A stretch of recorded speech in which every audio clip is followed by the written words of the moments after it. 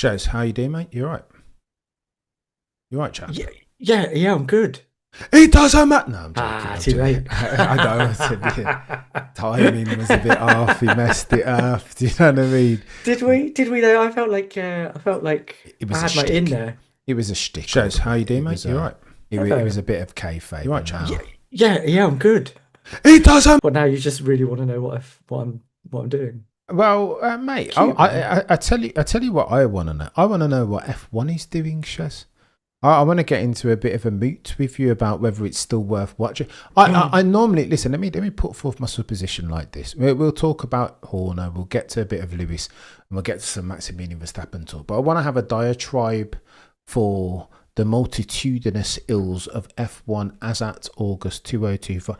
I feel a bit sad, Shez. I'll be honest with you. Is this going to be a depressing episode? But I feel really, really sad. I remember this time last year. I keep seeing the compare and contrast as far as F1 is this year as versus last year, and it feels like last year going into H2 or Q3, Q4 even, we were like about to see something spectacular. You know what I mean? Is Max making the difference in a car that shouldn't be able to win races and shouldn't be able to win championships? We're on the cusp of seeing Brazil 24 and all these god tier, Baku and all these like different level performances. And now it just feels like just inject Lando, Norris and Oscar into my veins. Is this like, you wake up on Christmas morning, right? And you really, really wanted that 300-piece Lego set, but your mum and dad bought you the 150-piece Lego set, and you're just like, They didn't buy me a Lego set at all. This is what wow. this feels Well, like. I mean, okay, but it's not like we're not getting a Formula One season. It's not like they cancelled Formula One. No. What I'm saying to you is, it feels like they didn't buy me a Lego set at all. It's that bad. Yeah, 100%, chap. Wow. A difference now in extents and not kinds. Crackosaurus, you're a legend. Appreciate you on the order. Wow. So, John, I too apparently need some Borja in my life. I just feel like I feel really disenchanted. And again, remember, the lens through which I ingest my Formula One shares is sporting endeavour par excellence. No, like maybe it's OJP's my last hope, but Lando. What's the point, mate? Like, Are you just disappointed in Lando? Are you feeling a bit like I just feel daddy like, disappointed? I just feel like Lando's He's a race start bottler, the likes of which we've never seen in our lives. Like, do you know what I mean? I mean, like, what are we? If he gets it done, Shez, more fool me. I will eat my hat and my words, and I'll run through the streets naked and whatever. Like, I just don't believe. I don't think he's going to get it done, Cha. I don't think he has that. Yeah, look, I think the problem with Lando, certainly my problem with Lando, is that he was meant to be the next one. Certainly, McLaren had kind of based a lot of their thinking on that, but now he's suddenly in a championship position. It's not even his first because he had a taste of it last season, and he's not getting past his own teammate at the moment. So what's going to happen when he's up against like prime Max or prime Charles in a championship battle? No chance. And Well, I don't know about that's the thing, though. I wouldn't want to put Charles in there necessarily. In fact, to be fair, I think you're right, Shez. I was going to try and argue for argument's sake for a second. Well, you can, but I think it'd be a difficult one. I think it is a difficult one, arguing that Lando would defeat Charles in equal-ish machinery. I don't know. No. But are you not at least a little bit excited about the discovery that Oscar Piastri is actually maybe whisper it pretty bloody good? Have we not got enough evidence already to come to that conclusion? Nah, because the problem is Lando hasn't been as good as we thought he was going to be. And that's the issue. Neither of them are actually being tested against a known quantity. That, for me, is why this season is not as interesting as it could be. These are two interlopers. They're intruding on a battle that should be somebody else's. Okay, you said something really profound there, Shez, and therein lies the secret sauce as to why I feel like Formula One, Liberty, the commercial rights holder, have missold me on the dream that is 2025. That's it, chap. I need to see them at both. I need to see. Forget Lando for a second. Excuse me, Lando Norris 1.0 fans. But I want to see Oscar Piastri. You see, like we saw in Miami. I want to see that for another 10 races worth. Oh, yeah. Otherwise, you know, you can do Sky Sports F1. You can refund me back my £90 that I'm paying to you every single month because I'm. This is F1 baloney, Shez. Am I being? No, I totally agree with you.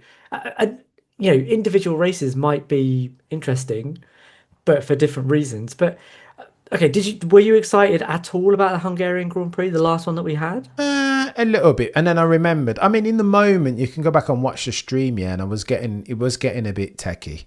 I was like, yeah, this is the coming of age for Lando Norris. Come off the man.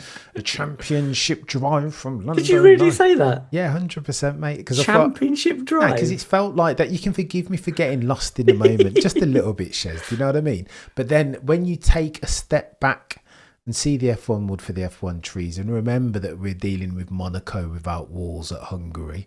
And that it's super difficult to overtake. Well, super difficult to overtake anyway. And that Oscar said you would have needed another 10 laps to pass him, and he would have needed a brand spanking new set of soft tires. Then you kind of know. But I kind of felt that as well when I was watching the race. And but that's not Oscar or Lando's fault. Would that suddenly have been more exciting if Oscar was chasing Max for that position? 1,000% more exciting. 1,000%, mate. He still wasn't going to get past because it's Max.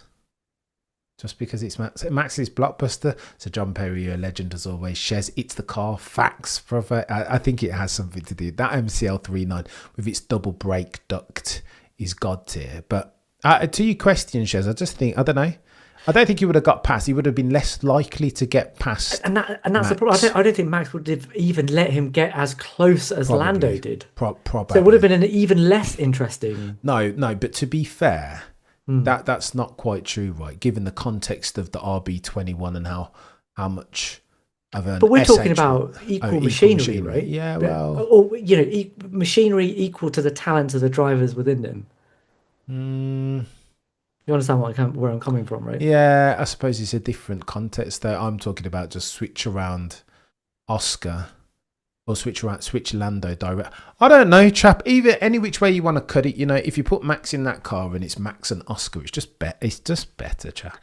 This. Let me tell you why, Shez. I was reading this thing about McLaren are really starting to grind my gears. You know, I just think they somehow managed to suck out all the life out of F1 in 2025. Yeah, what is Zach Brown talking about with this?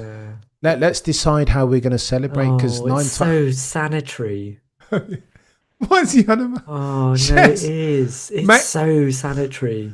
Yeah, is this F1 or is this Tiddlywinks, Shez? Oh, mate, forget Tiddlywinks has got more competition than what he's talking about. Come on. Are we allowed to celebrate? Or not even how are we going to celebrate? Like prescription celebration of a championship win. I think you should just get kicked out of F1 for saying such thing. I have never wanted somebody else to win a title more. Okay. More than... Okay. Correct, Shez. Now we're talking. Anyone, Max, anyone but these buds. And again, I like Oscar. I want to see him fulfill his the promise of his not insubstantial potential. Of course I do. So do you think that statement is directed at one of their drivers, not the other?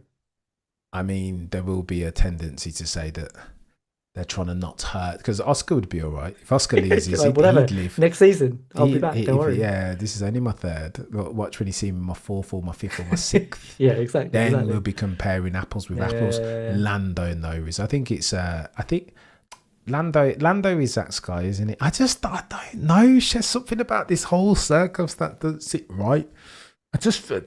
Can't they just fight to the death? What happened to that?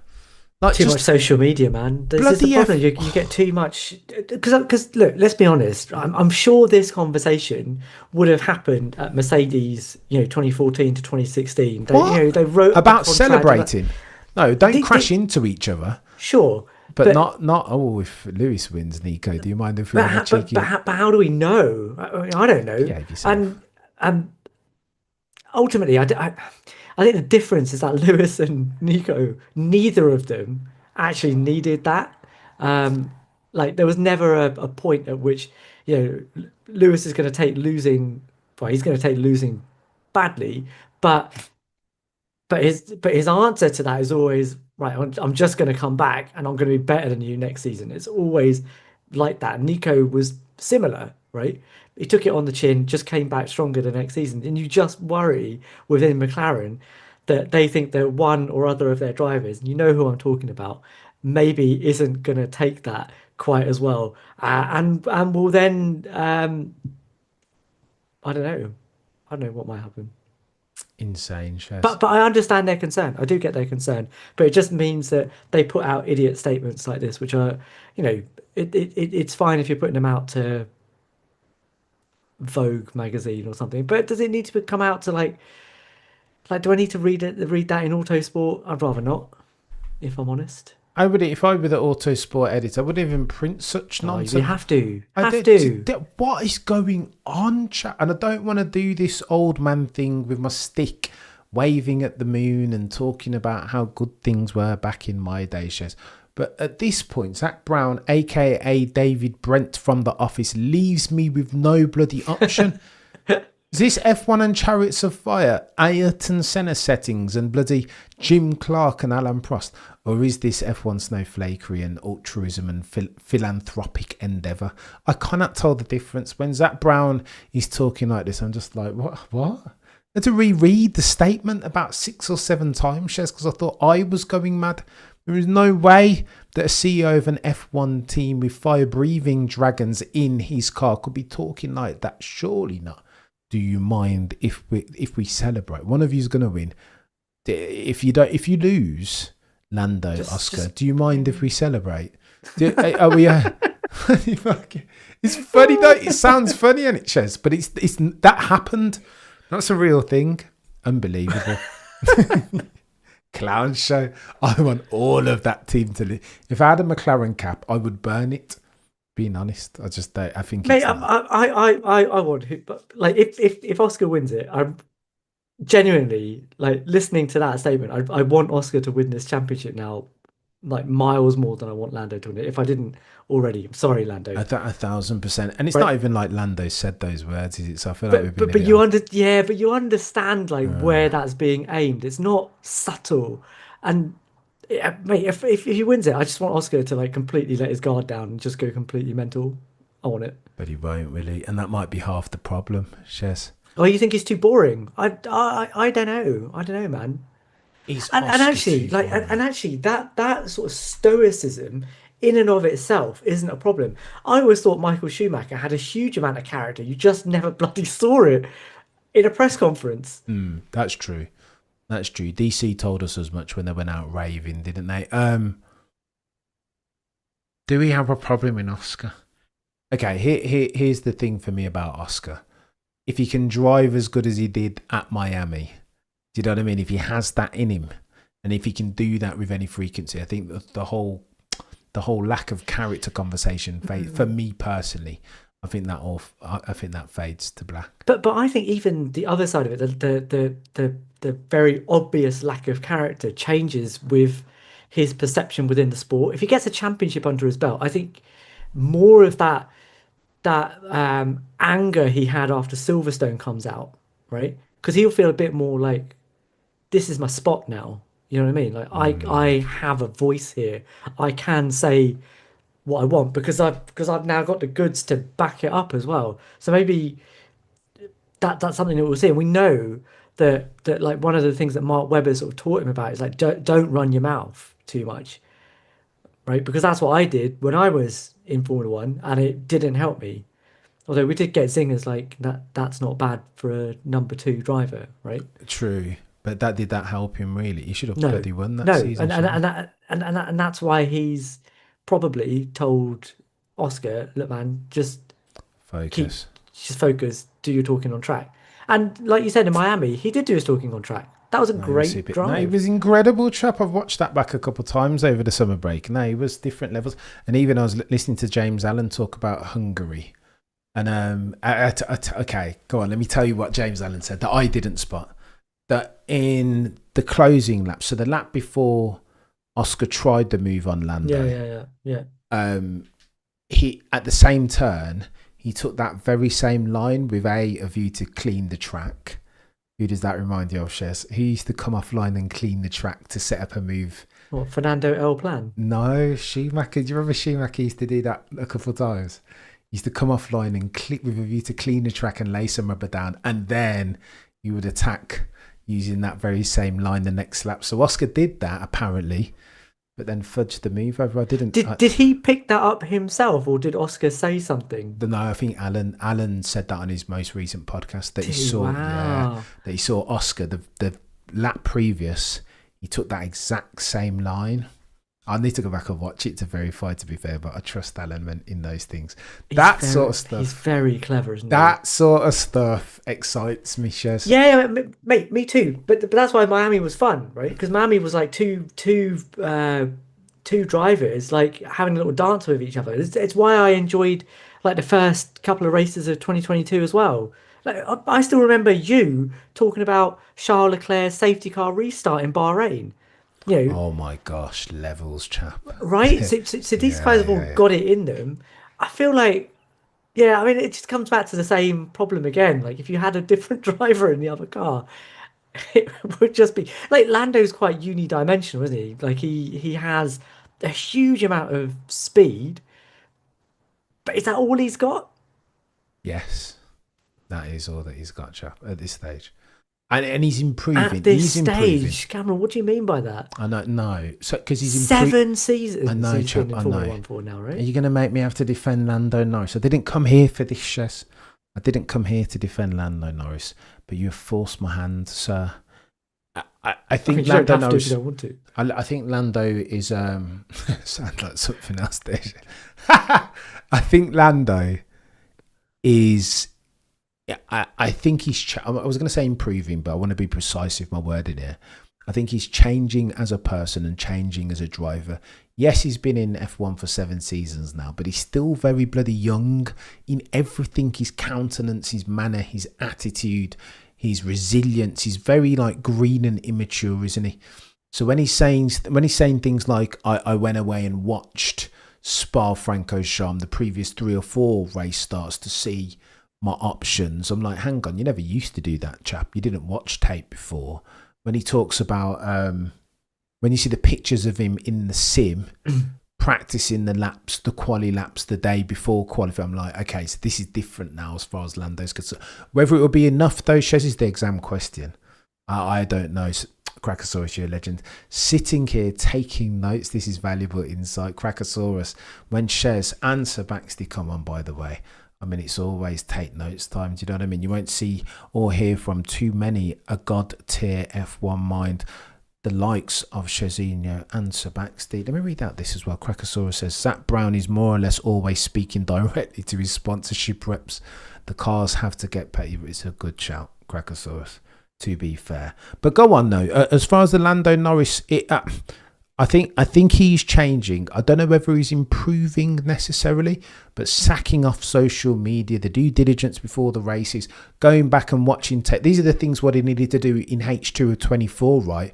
Austrian Grand Prix. If he'd watched a couple of Grand Prix before, 23 and 22, before 24, he would have known exactly what to do and how to handle that. His back and forth with Max Verstappen, but he hadn't done.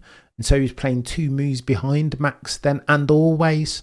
And therein lies the problem. I'm not sure now whether all of this, I was going to call it improvement again, Shez, but it's not improvement. But who said that Formula One isn't meant to be school or like finishing school? Who said that line? Yeah, I can't remember. Somebody said it was. I understand that there has to be some growth, right?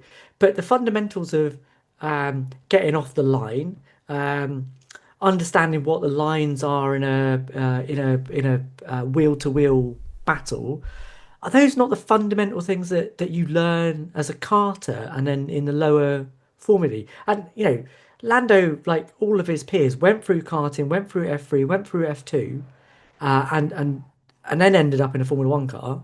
So So what is it that Oscar was able to pick up, that Max was able to pick up, that Charles, He, Lewis, all those guys were able to pick up in the junior Formula, that Lando suddenly now having to work out how to do as a Formula One driver? Like, and I get that, this is the first time he's been in a competitive situation against, with a championship on the line, but it's in Formula One. It's not the first time he's been in a championship position. You know what I mean? So why is it that he's having to learn that aspect of it on the job? Okay, because he but never had to learn it before, chap. That's why. And what do you mean he never had he to? never needed to, because he was just quick. It's the gift and the curse of natural speed, isn't it, Shez? Lando, up until you got into Formula One, not even up until Formula One, up until last year, had everything that he needed to outperform, right? Expectations. Like, he was just so quick that he never needed to learn how to, like, But he didn't win it though, did he? Like when he got to F2, he didn't win. Oh yeah, but he was young and he was green, and it was like he's always outperformed, I think, expectations. Okay, so he didn't win F2, but yeah, and still he's always been Lando's gift and curse is that he's always been almost like Lewis, but to kind of like, if Lewis is S tier, Lando's level of natural ability is like maybe half a rung or rung down from Lewis, in that Lewis could go to wherever he want, go to bloody Met Gala and New York Fashion Week and rock up at Singapore and still put down one of the best laps that you've ever seen, because it didn't make a difference. And I think Lando is singing from that same hymn sheet to a lesser extent, that he's always been so bloody quick, that he was always the best one coming up through the feeder formula. So to work on his craft was an unnecessary use of bandwidth. He didn't need to. Shez, You've hit the trigger. You clearly knew I was going to be around this evening, and you've hit my trigger. You know that natural ability is, like, for me, it's a lower rung thing. It's not the most important thing here, right? no, but You it's look but it's you the look at someone extent of it, like Shez.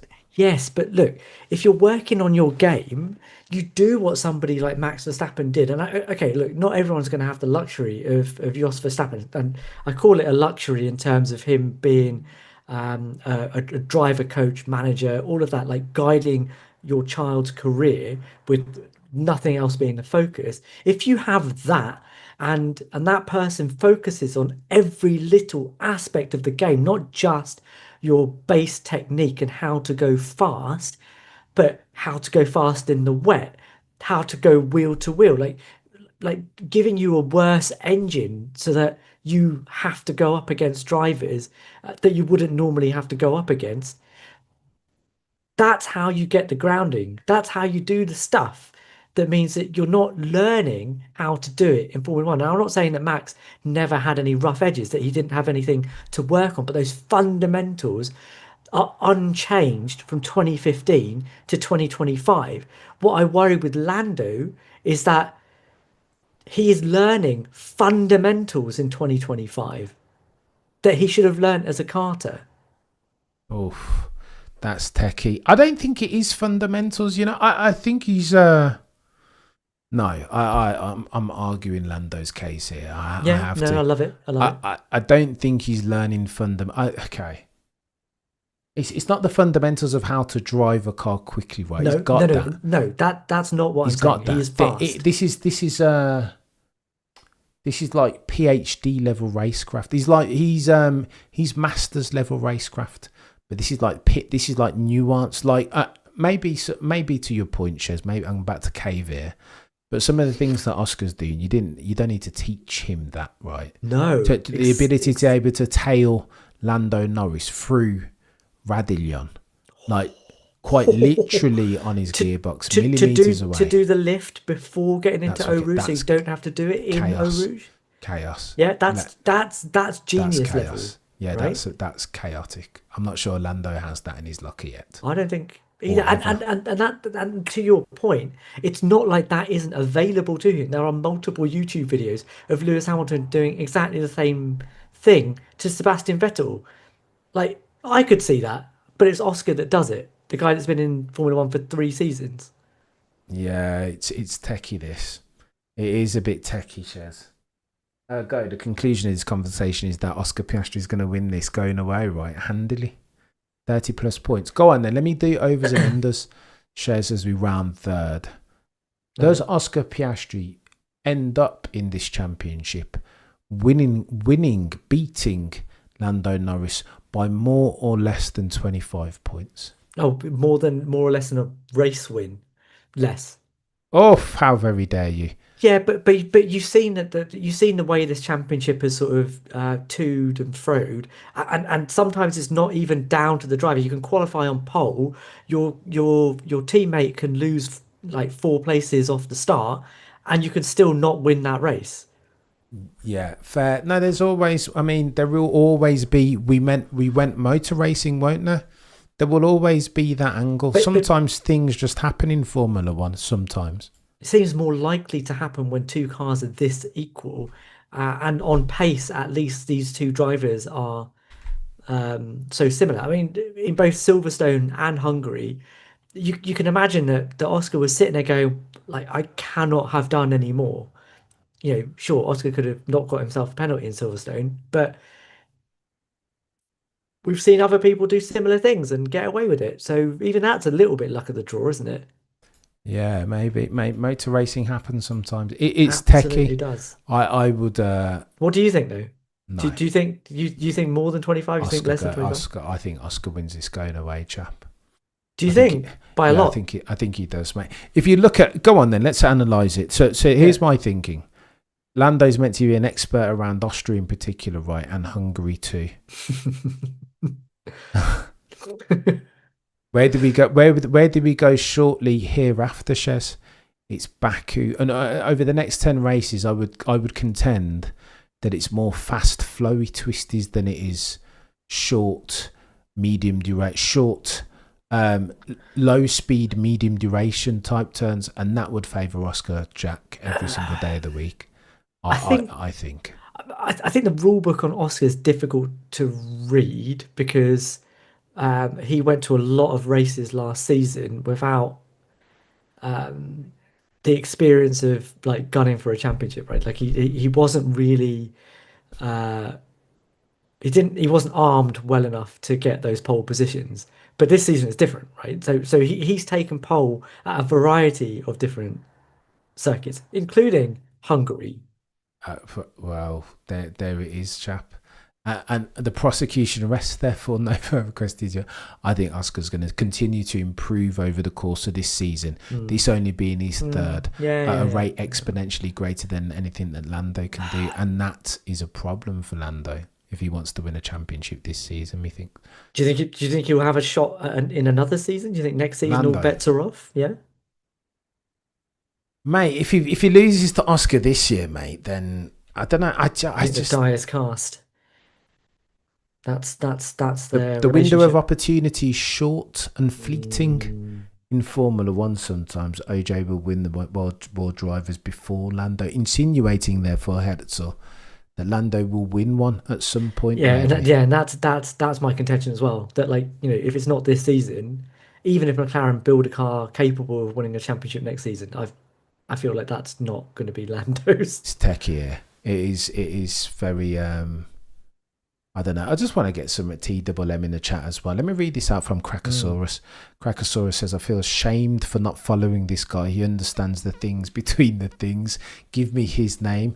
Shez Crackosaurus. So S for Sierra, H for Harry, E for Echo, Z or Z for Zebra. And you can catch the fella to the right of your screen on the Tired GP, espousing, talking about all things F1 in a way that I've not seen too many people, F1 aficionados, do. You're gonna make me blush. Ever in F1 mate. We shoot straight on this channel. Do you know what I mean? It's a truth saying season. 5 minutes. Let me ask you this quickly, Shez. This is not 5 minutes. This is not a 5 minute question, but I was listening to the James Allen on F1 podcast, and in there they started discussing Lewis Hamilton's circumstance. He played a clip of Frederick Vasseur prior to Lewis taking all them pictures with the yellow badge and the black prancing horse atop each of the F40 outside of Enzo Ferrari's house with the 7 open windows and the 1 closed door, etc., etc.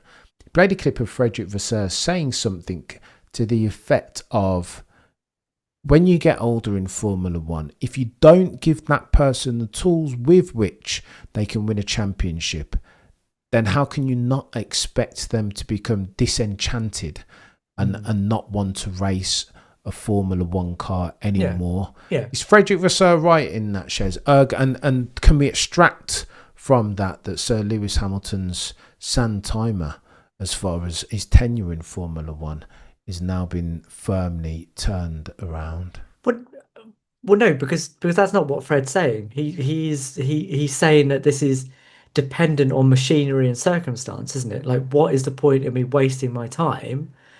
I've got limited time to give. I've got limited effort to give. Um, what is the point of me wasting my time when I'm just trying to race for eighth? And actually, it would be better for me to spend my time in the background trying to make the future better for myself. He said that himself. That um, like it's clearly not going to happen this season. And there seemed to be the problem throughout his tenure in the last few seasons at Mercedes as well. That like when it wasn't going to happen, he just goes, "What the heck is the point? I'll build for next season." And that's why you had the cockpit moving back a little bit further, we think, and um, what we think is happening at Ferrari now as well. Now, if that all backfires and the same thing happens next season, then yeah, are we back into another season where he's like disenchanted and I'm not fast, I'm useless, get another driver. I'm gonna be disillusioned with driving for eighth, uh, but we'll try and do better next season. And are we going to be in a perpetual cycle of that? I don't know and I don't think so because at some point, someone's going to lose patience with him, either himself or his paymasters. But do I think that he is incapable of doing that right now? Of bringing out the absolute best in himself? Um, no, I don't think so. But it is no, I don't think so. Not no, definitely. Does that make sense? Yeah, yeah, no, I understand, Shez. It's another subject that I'm tired about. You know why I'm tired again, Shez? Because I feel like I was missold a G. Again, notwithstanding the fact that I'm an old, grizzled, grey-bearded F1 veteran, and I understand that that fairy tales and heroes only exist in movies to a certain extent, greater or lesser. I was sold a dream by Ferrari and Lewis. He We was all going to were. come in there and at least not necessarily win the eighth, not yet at least, but Mm. win some bloody races. This is like we're 14 races deep, Shez, and the dude hasn't even podium. Now I understand the underlying that you're going to point out to me that Of course the I am. gap is closing between him and Charles Yeah. in absolute terms, performance in qualifying, etc., etc. But yet and still, the headline jumps off the page at me that this is Sir Lewis Hamilton's longest ever period not having podiumed, Shez, and that, to be quite frank, is something that I find disappointing. It is disappointing. I'm disappointed. We're all disappointed. But Cameron, you run a thriving community based on your insight in Formula One. Surely, because we've had this conversation both online and offline, like surely your insight stretches further than just that headline. No, it does. No, no, no. Of course it does. Of course it does. I take exception to the way in which you've couched that. I feel like I have no other way of getting through to you. No, I mean, I spoke to it right. I said it at the outset of the stand. Of course, I understand the underlying, and But you're disregarding it. no, no, no. I'm Why? not disregarding it. I'm just saying that It's it. not enough to explain things. I'm saying only partially offsets the headline.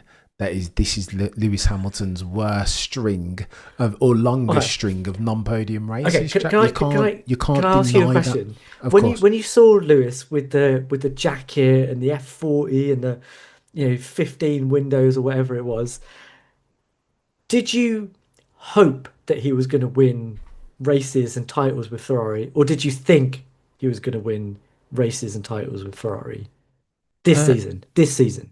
um. So more the former than the latter. 100%. I'm too So, old so, and so grey a then bit. why are you? So I can understand the disappointment. I get it. I'm disappointed too. I watch every single race, hoping that something better is going to happen, and it doesn't, and I hate it. But you have to look at it logically. There are a heap of reasons, good reasons, reasons that his team principal has espoused, that other people in other teams have espoused, that explain why he is not doing as well as you would expect a seven-time world champion to do. And it's not the first time. He went to Mercedes in 2013, didn't light the world on fire at that team immediately. We offset that because he won a race, but it wasn't a triumphant introduction to the three pointed start, was it? Yeah, well, I'm sick and tired of this, Shez. Everything that you said is typically rational-minded I feel like sentiment. this is a counselling session. It is, chap. It Okay, is. I'm here for you, man. Because I've got a couch behind me too. Mate, all I remember is Sir Lewis when he was in his prime. For the longest time, people kept going, "Oh, Cameron, Sir Lewis Hamilton is still in his prime." What do you have to understand? We've interacted with a gazillion people like this on Twitter. Says, Lewis Hamilton's going to drive for another 500 years. Yeah, Do you know what I mean? Come on, no one's going to drive 500 years. I embellish and exaggerate ever so slightly, but as near as makes no difference. Like that sort of gubby. And when you hear that, it's hard. If you hear it long enough, it's hard not for that to become the truth, Shez. I mean, you're quite a big fan of 2007, aren't you? 2007 vintage Lewis Hamilton. Of course I am. How could one not be? Well, who was faster out the two McLaren drivers on average pace? Oh, mate, I don't like what you're doing here, Shez. I can't remember what your super times said, nor do I care to. They're not my super times because I don't have the fuel adjusted qualifying times, but I know a man that does and I trust him. Do you know who was faster? God, I can't remember. It was Fernando. Oh, go away with that rubbish. So your season that you like throw out there as like, oh my god, this is peak Lewis Hamilton. But he was rookie. He was slower than Fernando Alonso. But it was his first season in F1. Fernando Alonso, who is not renowned for his qualifying skills. Oh, don't do this, Shez. If you're going to normalise for things, then you've got to normalise for the fact that Fernando, in this instance, was two-time champion, having sent Michael Schumacher, who in turn was a seven-time champion, off into the bloody distance. And Lewis Hamilton was in his first season. Yeah, he had all the bloody tyre testing and all that stuff, and he came in on the wind and a prayer, and he was the genius in the next one. But yeah, and still he was a bloody rookie. Yeah. So I would say that is not his best season. No. He has had much better seasons, much more complete seasons than that. And seasons that I have been more impressed with his driving. And they were later in his career with more experience. So I haven't completely lost hope that experience won't pay him back at some point in the next 2 or 3 seasons. I'm not saying it will happen. I just haven't lost hope that it will. Listen, but also if it doesn't happen, Cameron, if it just again say it quietly, if it doesn't happen, there is still excellence on the grid. Yeah, but I don't know all of this consolation prize nonsense. Shez. You just want it to be Lewis. I like that. I want to see Lewis. Me too. I want to see Lewis put down again, and maybe that doesn't happen. Me too, man. Me too. Maybe we don't see it again, but that would be a shame for all parties concerned. I think TWM says no one prays for you when you're winning. Lewis Hamilton's story comeback could be the greatest story ever told. Could be the greatest comeback in sports history. And I hope it happens somewhere with a jungle, so we can call it the second Rumble. Mate, the Rumble. I tell you what, can you imagine, Shez, that Lewis Hamilton comes back and beats a fire-breathing dragon in Max Verstappen? Biggest sporting story ever. Probably more pertinently, beats Charles Leclerc in the same car. You're having a lot, mate. If it happens, that's the biggest story in sport. That's what we're here for. We're here for those stories. We're not here unfortunately, to talk about Oscar and Lando's slightly damp squib of a championship. Sorry, guys. What we want is that story. Correct. Because it's blockbuster. It's huge. And it sells papers. And as a narrative or a plot line, it doesn't need for any translation. I don't need to get another follower to enjoy that. I would absolutely love it. It'd be so good, wouldn't it? It would just be perfect. Tears in eyes, party settings. It would be brilliant. Make it happen, Scuderia But Ferrari. You know what I but mean? but you know, it might not. It probably won't. I don't think it's a laughing matter, Shez, to be honest. It probably will not. If I were a betting man, 40 years old, you know the statistics already. Only three You're so drivers, young. mate. Only three drivers ever in F1 history have won at Lewis Hamilton's age or older a championship. Brabham 66, Fangio when he's last in 57, and Nino Farina in 1950. Chap, I'll never Mate, forget but those. but Fangio's performance that season, whew, it's like one of my races of all time, actually. No, mate, there's brilliant performances, but that 1957 was 1,000 years ago now, mate. German And Grand F1 Prix, is. absolute I know banger. he's incredible, chap, but like, do He you know what I beat mean? he beat his qualifying lap 13 times. I know, mate. That's all well and good, yeah. But that was when F1's 75 years old. F1 was 7 years old when he was doing them time. So We thought it was going to be like that forever. it's 40-year-olds winning you know what I championships. mean. Change happens. Crackosaurus, you're a legend. I feel a lot like new fans make it easy to discount how many formally Lewis has mastered. If anyone could be the hero of this fairy tale, it's Lewis. It's true. Oh, It's just the problem with that is he really hasn't mastered this one. It's sad. that Lewis hasn't mastered this. Oh, the ground effect. Yeah. Fair. Okay, fair. I don't hate it. Maybe adapt it. Finally, Shez, let me put this forth. You're right. That 2 wasn't minutes 5 or minutes. less, because this is important. I know. Cameron, poor timekeeping from Cameron. Bad chairmanship also. I love The this. sad thing, Shez, in this is now the conversation about Lewis Hamilton's legacy will do one of these. Do you know what I mean? The seesaw just springs the other way. All of the bods, Shez, who'd said for the longest time that if you give him a difficult teammate, he can't make it. What happened when you put him in the car with, I don't know, a George and a Sir and a Charles Leclerc? They've said that he's a fast car merchant. It's like the evidence. I still don't buy into it, and I'll argue to the death that that's not true. But the evidence right now, Shez, is doing one of the evidence for those people that say that, the Lewis Hamilton naysayers, is doing one of these by the day. The longer that this losing Yeah. streak goes, and the longer that Charles Leclerc is 2 tenths down the road from him, it's like that. The more that the cacophony, the orgy of evidence, The orgy of evidence.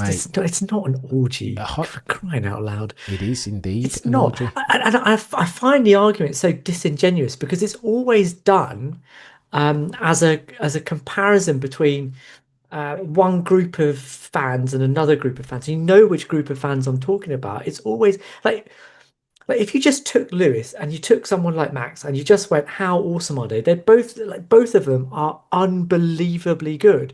But when you start having to throw stones at each other, these are the stones that you're going to throw. Oh, Lewis is a fast car merchant. Like forgetting the fact that I think Mark Hughes wrote in his book and again on Twitter that like some of the like people, good drivers, Jenson Button I think was one of them, looked at what Lewis was able to do in that McLaren between 2010 and 2012. And he's like, I do not understand how he is doing that, right? So when people say this stuff about fast car merchant and stuff, right, it's just not true. Lewis has got a level of ability that drivers will dream of having, and they won't ever get close. That's how good he is. But when you have to start making an argument about why he's better than another all-time great, then yes, these kind of things will come out. But for the record, he did not get absolutely swamped by George Russell, right? He was Cameron. He just didn't. Across 3 seasons, it was only in one of them in 2024 at the point that he wasn't in any driver meetings, that he was getting parts late, right? When he's But already out the by door. design, sir, because Sure. he Yeah, didn't yeah, sure. But if we're Monaco just front talking wing. about performance, then there's a very good reason why he was behind in 2024. He had one foot out the door. We just talked about Fred Vasseurs' line about would you be interested if you're 40 and you're out the door the next season and you're not fighting for a championship? Uh, because he showed in 2023 that he could finish third in the championship while his teammate was back in eighth. Remember that? Yeah, no, Shez. Well, let's see how this plays out, mate. All I know is that I feel like the prosecution hasn't rested. Not just yet, no further questions, Your Honour, but it is about to start resting. Sure, but I think it is that's the same for every single driver on the grid at all times. Shez. You're only ever as good as your last race. Of course, mate, and there is such a thing as recency bias, but it's another conversation for another day. Shez, Sir Shez, aka Chezinho, aka the A side. You've been a legend as per usual, chap. God tier as always. If you appreciate as much as I do Chez's God tier level insight, go and check him out on the Tired GP podcast. TYRED That's the one GP. with a Y. Go and check it out on YouTube. It's not bad. It's all right. Do you know what I mean? It's in the market. It's definitely not market leading. It's just in the market somewhere. He's bought a ticket as the chap Shopping. to the F1 content creation lottery. It's not bad. Not quite double break that MCL39 levels, but no. MP4 maybe. MP4. Yeah. It's just a flexi wing away from winning a championship. Like that. Cheeky slot gap at the back of the rear wing or whatever. You guys have been legends. Thank you so much. Crackosaurus, God tier as always. Hurt, so thank you so much. Between now and next time, chat, the prosecution rests no further questions, Your Honour.